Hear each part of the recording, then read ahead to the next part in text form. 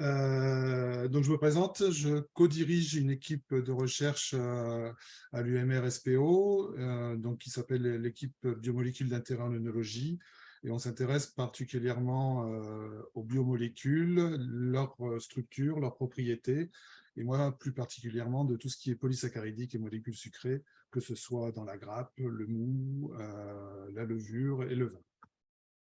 Et donc là, ce que je vais vous faire, c'est que je vais vous faire un peu un bref focus sur la gomme d'acacia sur lequel on travaille et un peu un projet postdoctoral qui a été mené avec le financement de Muse et deux industries privées sur la recherche de nouvelles molécules naturelles pour essayer de diminuer les intrants en œnologie. Donc, je vais partager mon écran. Alors,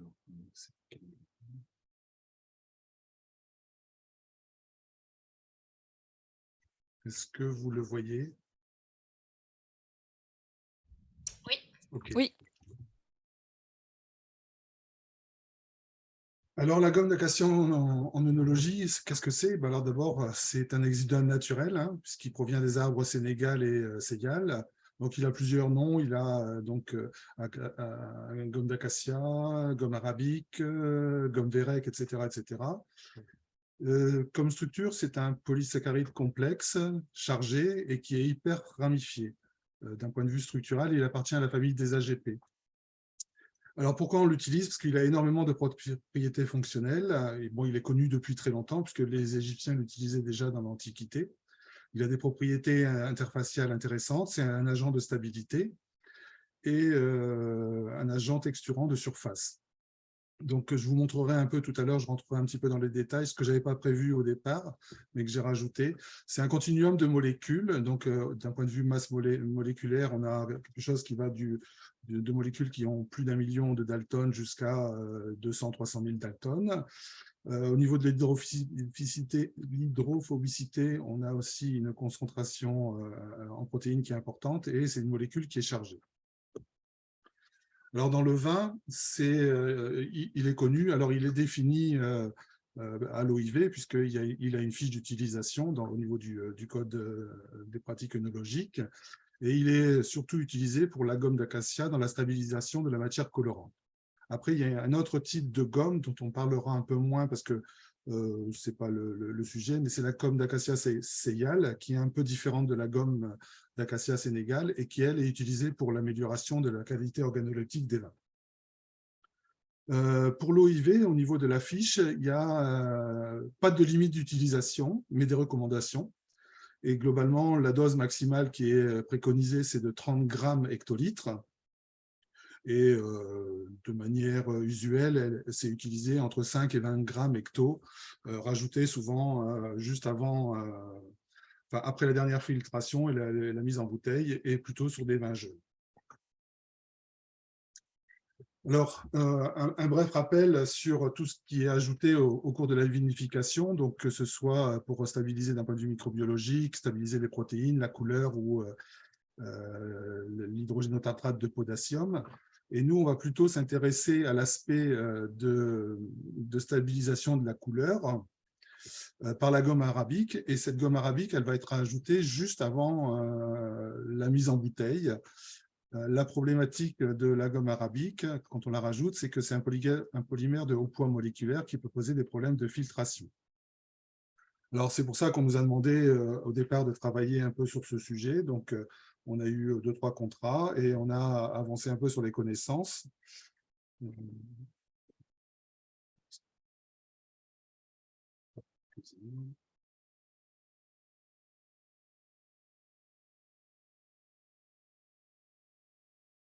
ne sais plus quel diapo j'ai fait. Et on s'est particulièrement intéressé, alors on a caractérisé ces molécules, mais on a aussi travaillé sur l'importance de cette molécule sur la stabilisation colloïdale des vins rouges jeunes, et notamment sur la stabilisation de la matière colorante. Donc, on a dernièrement publié un article et on a fait une revue que vous pourriez trouver dans la revue des œnologues qui a été publiée l'année dernière en 2021. Alors, qu'est-ce qu'on a fait? La gomme d'acacia, on la connaît, c'est constitué à 90-95% de molécules sucrées, donc de monosaccharides, entre 0,5 et 2% de protéines. Et globalement, quand je vous disais que c'était un continuum de molécules, on va trouver 3 grandes familles dans cette gomme acacia. Et c'est la plupart des gommes, on va retrouver ça. On va retrouver une grande fraction majoritaire qui va représenter environ 80 à 90%, qui est une fraction d'arabinogalactane protéine et qui, elle, contient très peu de protéines. On va retrouver 2 autres fractions qu'on appelle arabinogalactane protéine et glycoprotéine, qui vont représenter entre globalement 5 et 20% de ces molécules, qui sont des molécules de très haute masse. Et donc, on peut le voir ici sur ce profil où on sépare les molécules en fonction de leur taille. Et donc, à 24 minutes, vous avez des molécules de très, très haute masse et à 36, de plus petite masse. Et donc, on s'aperçoit que globalement, la gomme totale, elle est plutôt aux alentours de 32 minutes. Et si on divise cette gomme en ces 3 fractions principales, on a la majoritaire qui se retrouve comme la gomme principale au même niveau, et les fractions d'intérêt, qui sont les arabinogalactanes protéines et les glycoprotéines, sont des poids beaucoup plus élevés. Et si on superposait le profil UV, on se retrouverait avec un profil UV parfaitement superposé à ces 2 fractions. Donc, ce qu'on a fait, c'est que ces fractions, on les a donc bien caractérisées, puisque on les a tous séparées indépendamment.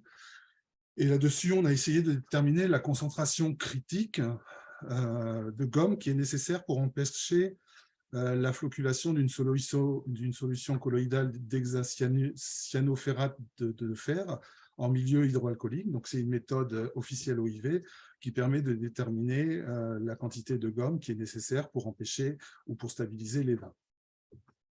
Donc, on a cette solution d'hexacyanoferrate cyanoferrate de fer, et si on rajoute du calcium, on va avoir une déstabilisation et donc une précipitation. Et donc, quand on va mesurer l'indice de turbidité, on va voir disparaître cette turbidité. Si on rajoute de la gomme, on va pouvoir stabiliser cette solution et on va la laisser en suspension, et donc on aura une concentration qui est différente. Donc, on peut obtenir donc un graphe qui est la concentration en fonction de l'instabilité. Et pour chaque fraction, on peut le déterminer à plusieurs concentrations. Donc là, par exemple, en noir, vous avez la gomme telle qu'elle est utilisée, donc la gomme qui est commerciale. En bleu, vous avez la même fraction, et donc on s'aperçoit que les concentrations nécessaires pour inhiber la précipitation, la flocculation, sont beaucoup plus élevées. Et pour voir les 2 petites fractions, c'est-à-dire la fraction arabinogalactane et la fraction glycoprotéine, qui, elles, vont être instantanément vont empêcher la précipitation et la flocculation de l'hexacyanoferrate de fer. Il faut regarder dans ce petit encadré où on s'aperçoit que les concentrations nécessaires pour empêcher la déstabilisation sont très, très faibles.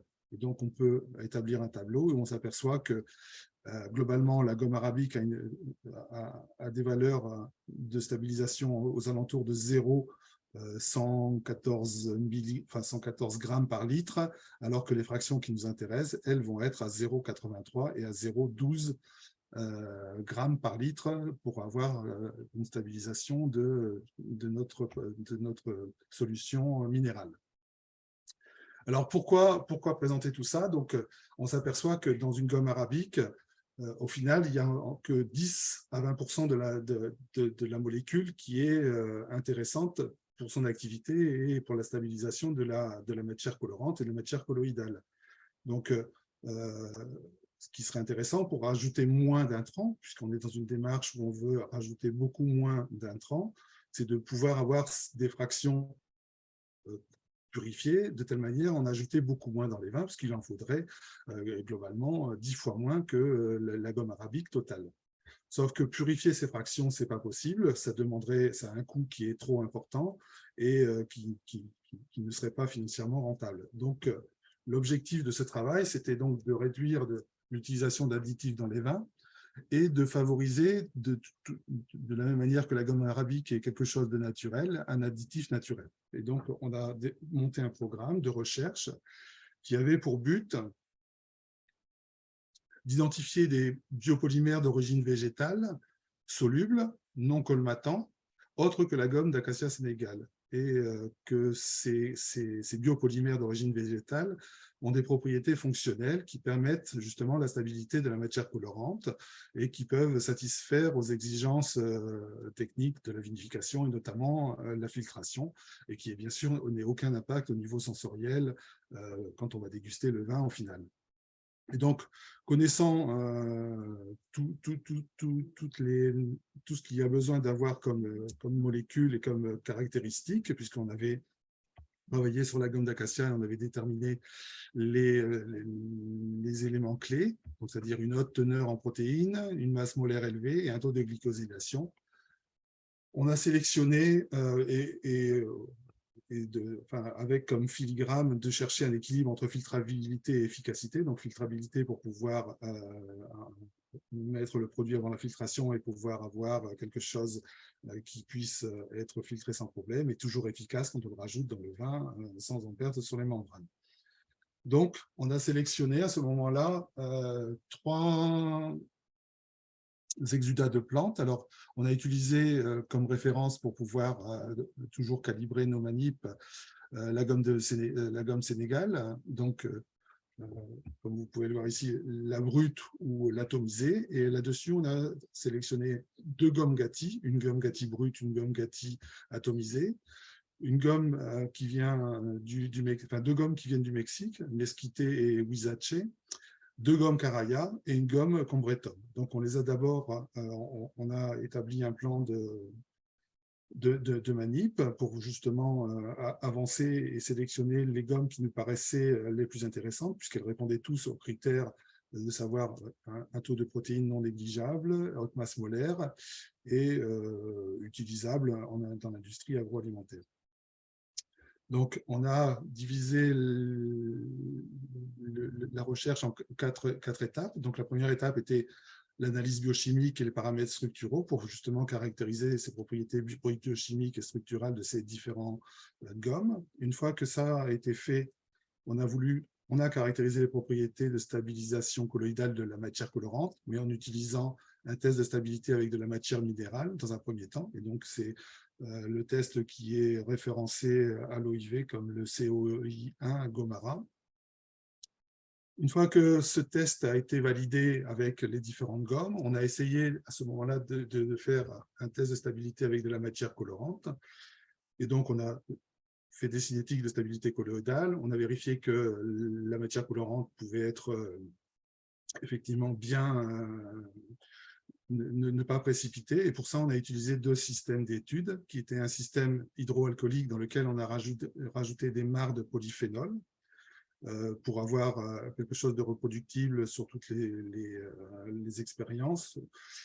Et le deuxième chose, c'est d'utiliser un vin rouge jeune, instable, qui venait de Bordeaux.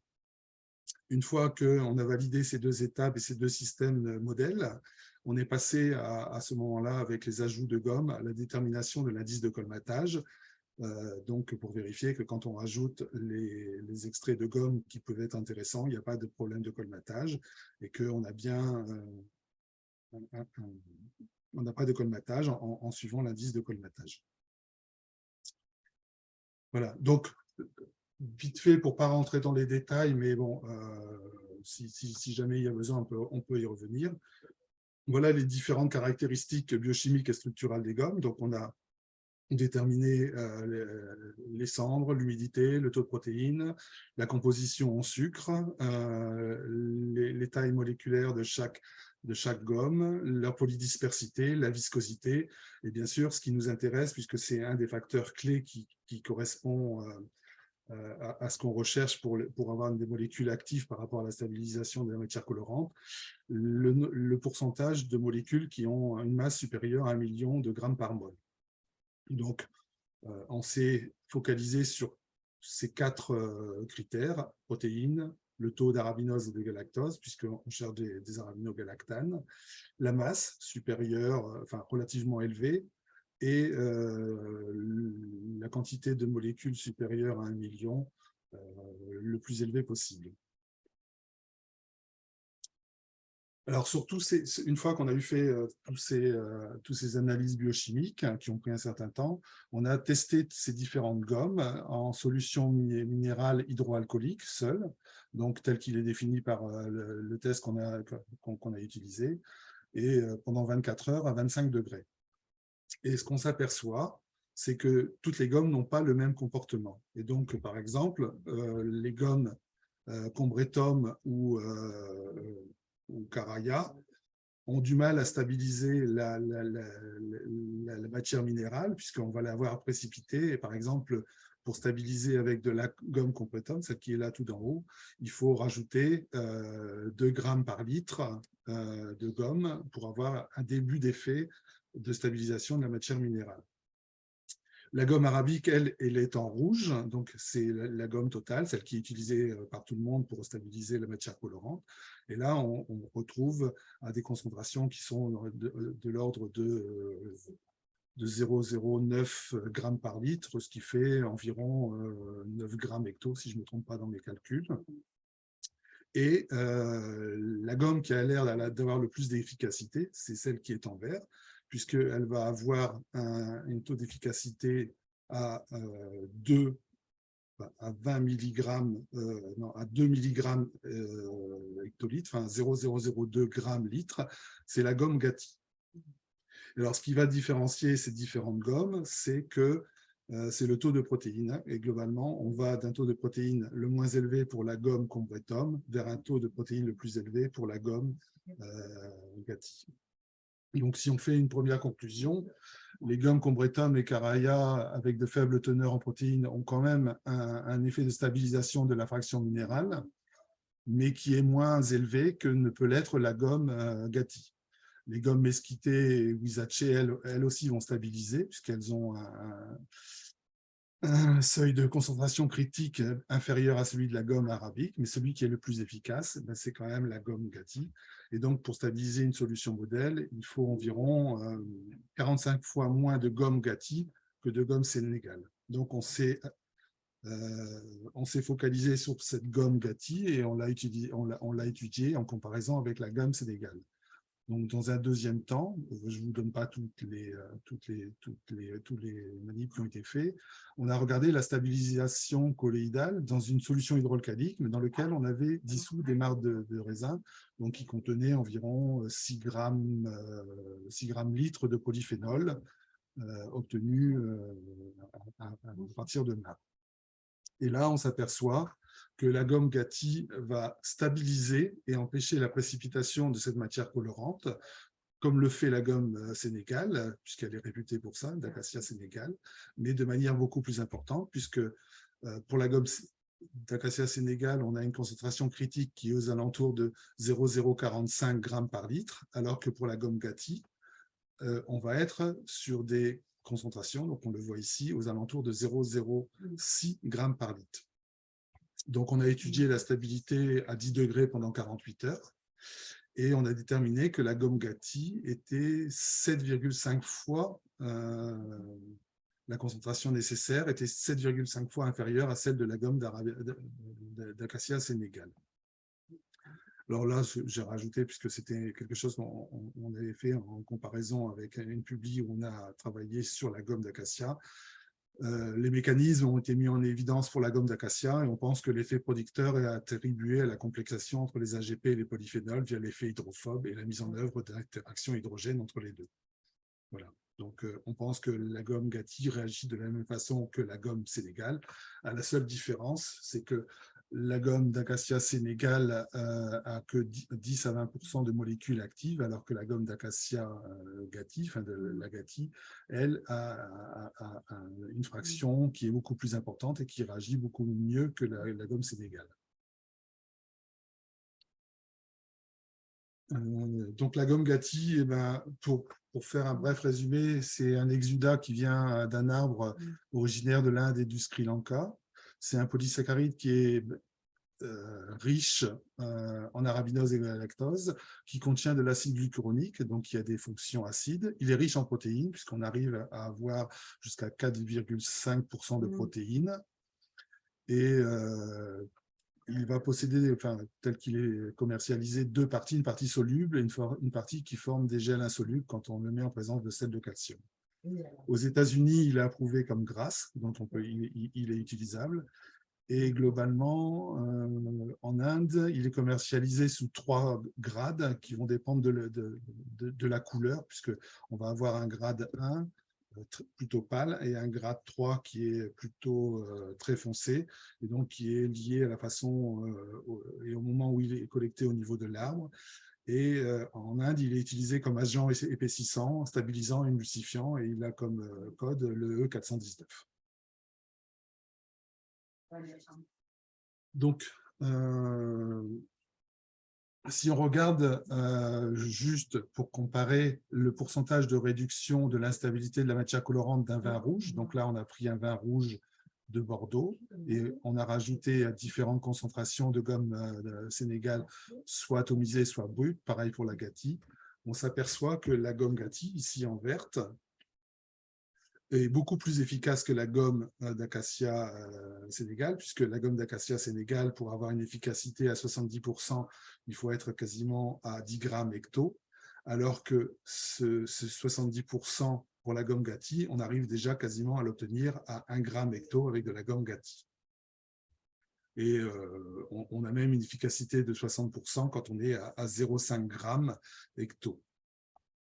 Donc, à la même concentration, la gomme d'acacia, elle, ne va stabiliser, enfin, ne va avoir un pourcentage de réduction de l'instabilité que d'une trentaine de pourcents. Donc, voilà ce que je voulais dire sur cette diapo. Donc, pour résumer, ces résultats, enfin, bon, qui sont, je ne vous montre pas tous les résultats qu'on a obtenus parce que, alors au départ, c'était 10 minutes, donc j'ai un peu allongé, sachant juste avant que Peggy ne pouvait pas être là, hélas. Les résultats obtenus ont permis d'identifier la gomme Gatti comme un nouveau biopolymère prometteur avec des propriétés intéressantes de stabilité colloïdale vis-à-vis de la matière colorante des vins rouges jeunes. Alors, bon, ça, on le savait déjà, mais on l'a revérifié puisqu'on a analysé tous les différentes Gatti qu'on a pu récupérer commerciales. Donc, elle possède une masse molaire élevée, aux alentours de 800 000 à 1 million d'Alton, et riche en protéines. Globalement, c'est entre 4 et 5% de protéines dans la composition. La gomme Gatti est efficace à des doses beaucoup plus faibles que la Gastia sénégale pour obtenir la même stabilité. Donc, sur une solution hydroalcoolique, on arrive à avoir 45 fois moins, il faut 45 fois moins de gomme Gatti pour avoir la même efficacité que la gomme Sénégal. Et dans une solution hydroalcoolique de marc de raisin, on est à 7,5 fois moins de gomme Gatti à utiliser pour stabiliser la solution hydroalcoolique qui contient des polyphénols de marc de raisin. La gomme Gatti présente aussi des fonctionnalités, ça j'ai déjà dit.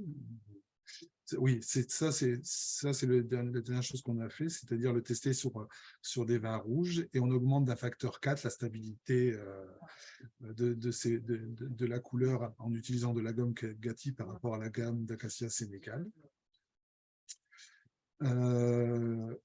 On a démontré aussi que la gomme Gatti permettait d'avoir une bonne filtrabilité, puisqu'on a un IVIC qui est inférieur à 3. Donc, quand on rajoute de la gomme Gatti et qu'on la filtre derrière avec un vin rouge, on a peu ou pas de problème de filtration.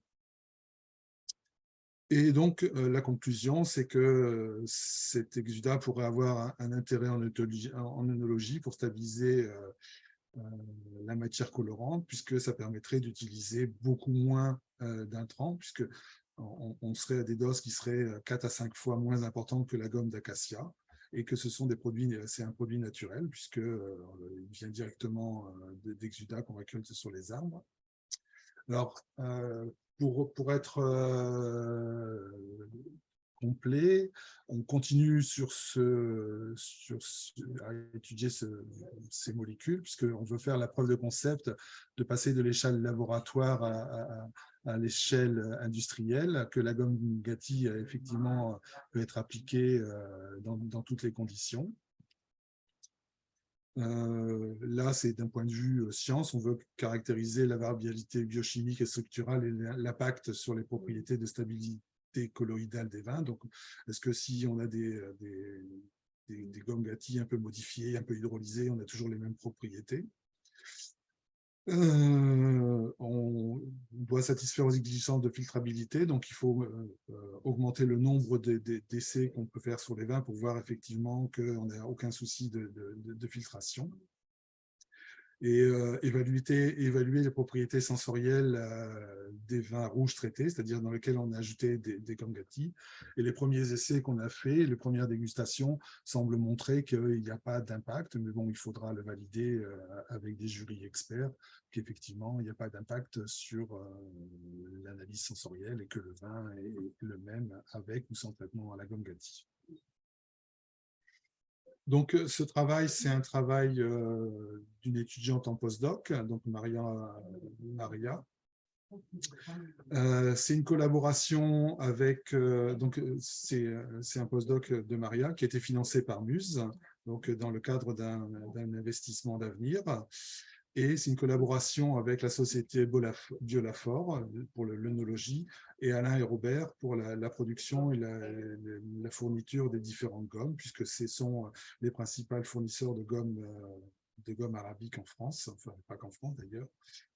Donc, ben voilà, je vous remercie de votre attention et puis ben, si vous voulez, on peut ouvrir la discussion. J'espère que je n'ai pas été trop rapide, trop rapide surtout.